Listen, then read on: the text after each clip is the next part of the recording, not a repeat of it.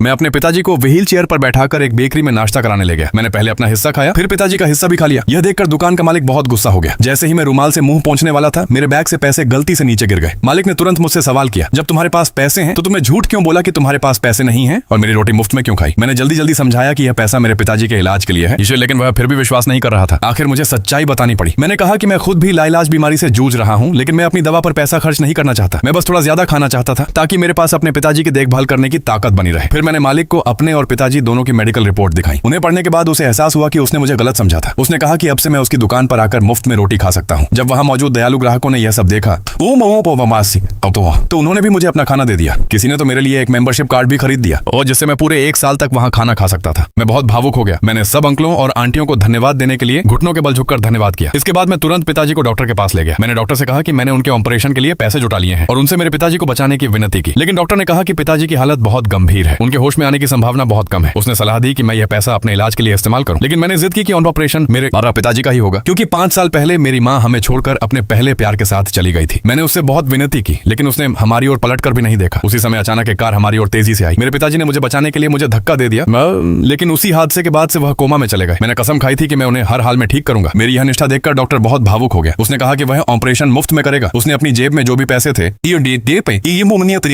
वह भी मुझे दे दिए और कहा कि मुझे अपने जीवन से हार नहीं माननी चाहिए। मैंने उसे दिल से धन्यवाद दिया। तभी डॉक्टर ने एक बैंक कार्ड निकाला जिसमें $1,00,000 थे। उसने बताया कि यह पैसे मेरी दादी ने अपना घर बेचकर मेरे लिए जुटाए हैं। उसने यह भी बताया कि इतने सालों से जो व्यक्ति चुपचाप मेरे पिताजी के इलाज का खर्च दे रहा था, वह भी मेरी दादी ही थी। मुझे यकीन ही नहीं हुआ, वही दादी जिन्होंने मुझे घर से निकाल दिया था, वह इतने सालों से छिपकर मेरी मदद कर रही थी। मैं तुरंत पिताजी को लेकर दादी के घर पहुंचा, लेकिन मुझे देखकर वह बहुत गुस्सा हो गई, क्योंकि मैंने उनकी बात नहीं मानी थी और पिताजी का इलाज करवाने की जिद की थी। जब मैं उनके सामने घुटनों के बल बैठ गया और उन्हें पूरी सच्चाई बताई, तो वह अपने आंसू नहीं रोक सकी। वह झुककर मुझे कसकर अपनी बाहों में भर लिया।